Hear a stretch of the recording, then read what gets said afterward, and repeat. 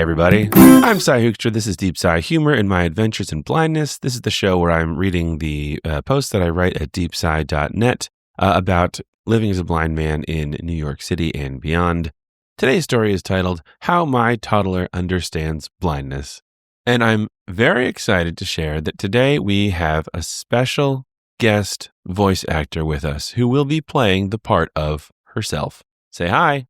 Hello. She has about a dozen lines in this, so look forward to that. But before we get there, please remember if you're not a paid subscriber to go to deepsci.net, deepsy.net, and consider becoming a paid subscriber. I have about 42 or 43 of them now, and those 42 or 43 people are the reason this show exists, and I do need more people to have it continue to exist. So please go there. It gets you every other week, these posts and podcasts a month earlier. And then on the off weeks, you get bonus episodes that only paid subscribers get. Ask Me Anythings and some other comedy stuff that I'm going to start doing next week that I'm very excited about. If you want to hear me explain how I record this show, like how I literally read something into a microphone as a blind person, that's the Ask Me Anything episode I did last week. So go check that out.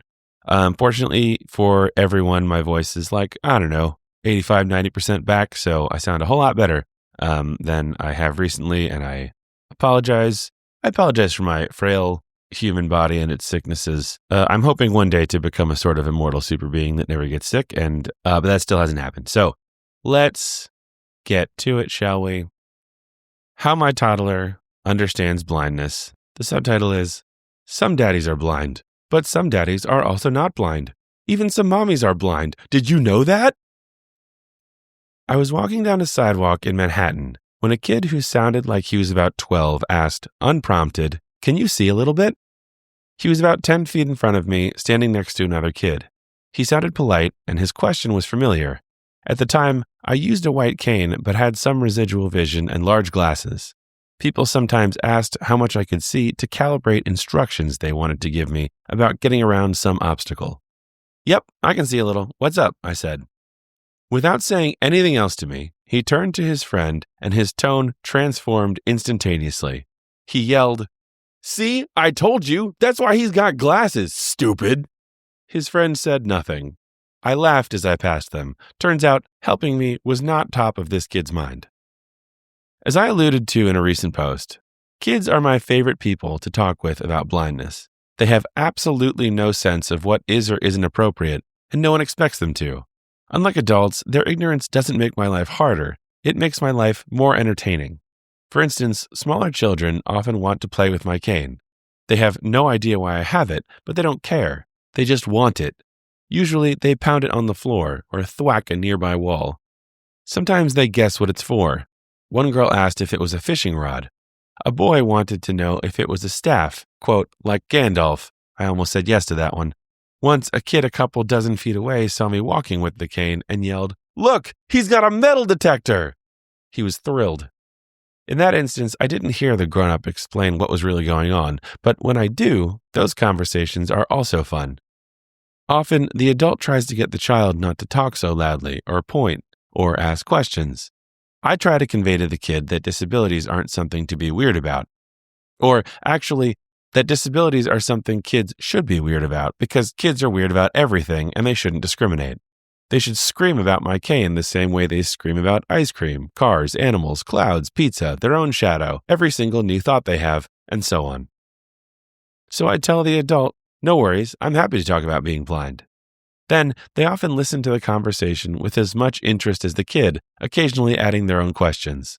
My impression is they've never felt permission to ask before. Kids don't care about permission. They don't yet know they're supposed to care about permission. And that cluelessness is what makes them so curious and teachable. But it took me a while to understand the true extent of their teachability. Their perspectives can be light years from the mainstream if the circumstances around them are just slightly different than most people's. A little over 3 years ago, my wife gave birth to our daughter, Emma. Since then, I've seen up close what can happen when a sighted kid grows up with a blind parent. It is an understatement to say that Emma is a character.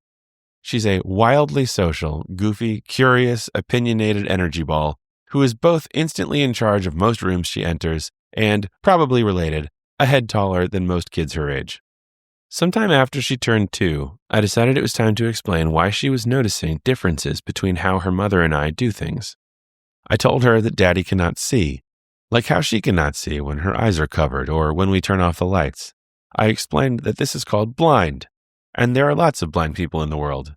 I kept reminding her of this information over the next week or so as she told me to look at things or referenced visual details around us. About 2 weeks later, we had to have a conversation clarifying some points. We were talking about a friend of hers, who I'll call Joe. Joe's dad is blind, She stated with complete certainty. What? No, he's not. Yeah, dads are blind. Ah, I see. Well, some daddies are blind, but not all daddies are blind. Joe's dad is not blind? No, Oh, some dads are blind and some dads are not blind. she repeated. That's right, I said. There were a few seconds of silence while she processed this new information. Then I added, and some mommies are blind. What? She asked, like she had never heard such foolishness. For Emma, my blindness was merely a fact. She had no sense that it was strange or that she should feel anything in particular about it. One day, she was eating a piece of salami and decided the shape she had bitten it into looked like a seashell. She held it up for her grandma, who was on a video call, to see. Look! She said excitedly. Then she turned to me and held it out. Feel it, Daddy. I was almost overwhelmed with how naturally thoughtful this was. Without anyone instructing her, she adapted our interaction so I could be part of the conversation. It was adorable. At the same time, I absolutely did not want to touch a piece of salami she had bitten and probably slobbered all over. Oh, I said, doing my best to sound touched and hide my unease. Yes, feel it. I decided to handle it for about a second, saying, wow, so cool, and hastily handed it back.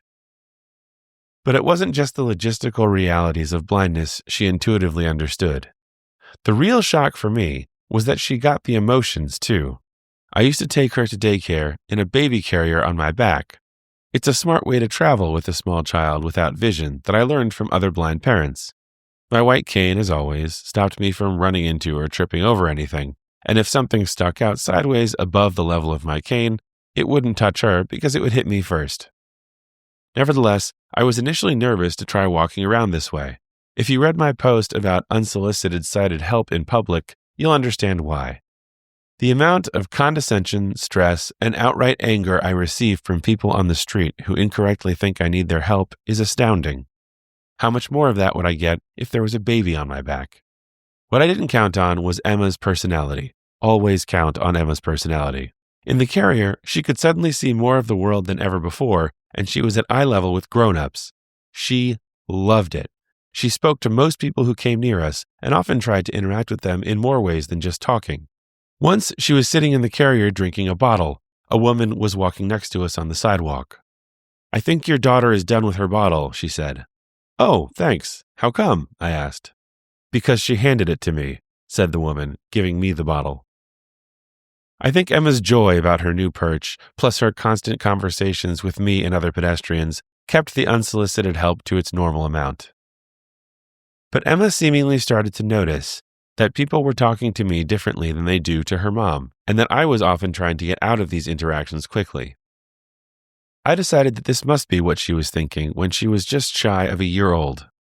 On the way to daycare, a woman started giving me instructions on how to cross a street I was already halfway across. I said, okay, in a tone I hoped would indicate I didn't need further help. She gave more instructions. I repeated, okay, once or twice. She didn't seem to notice my words at all. That's when Emma chimed in. Okay, She said loudly to the woman. The woman got the message. Luckily, she took it well. She belly laughed and said, all right, I hear you loud and clear, honey. Daddy can do this on his own. Still chuckling, she walked away. Emma and I turned off a main avenue onto a smaller cross street. There was no one around. We walked several seconds in silence. I was, admittedly, in my head. The woman wasn't the first to provide unnecessary directions on that journey, which was only about 15 minutes total. I was tired and hadn't had coffee. And at that point, I was always in the background thinking about how Emma felt about the people who implied her dad probably couldn't really take care of her. Ironically, all this meant I wasn't paying much attention to Emma. But then a little voice from my back shook me out of my thoughts. Dada, you sad? Oh, what? No, I said, trying to process. Is my 11-month-old checking in on my emotions? Does she know what just happened? You sad? She repeated. Oh, honey, I'm okay. Thank you for asking. That lady thought I needed help, but I don't. That's okay. A couple more seconds of silence.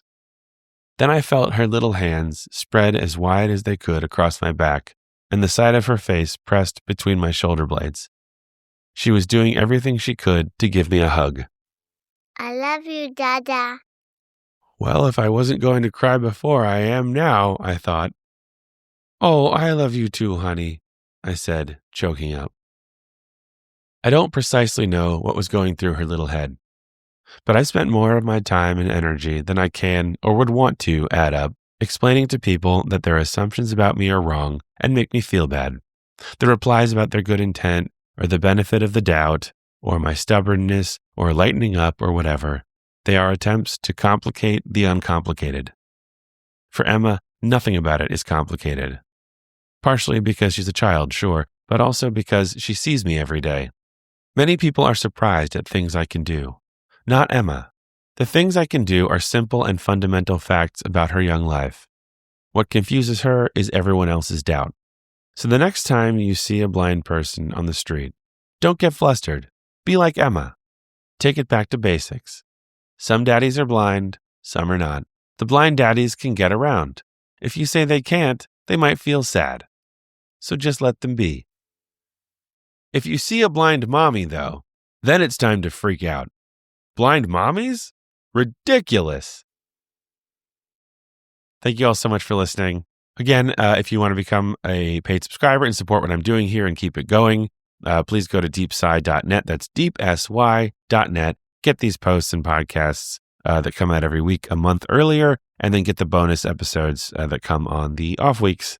I'm very excited for the bonus episode that I'm doing next week, which will be a sort of Onion-style disability parody news segment based on some writing that I'm doing for a disability parody website that I will definitely let you know when that writing starts to come out.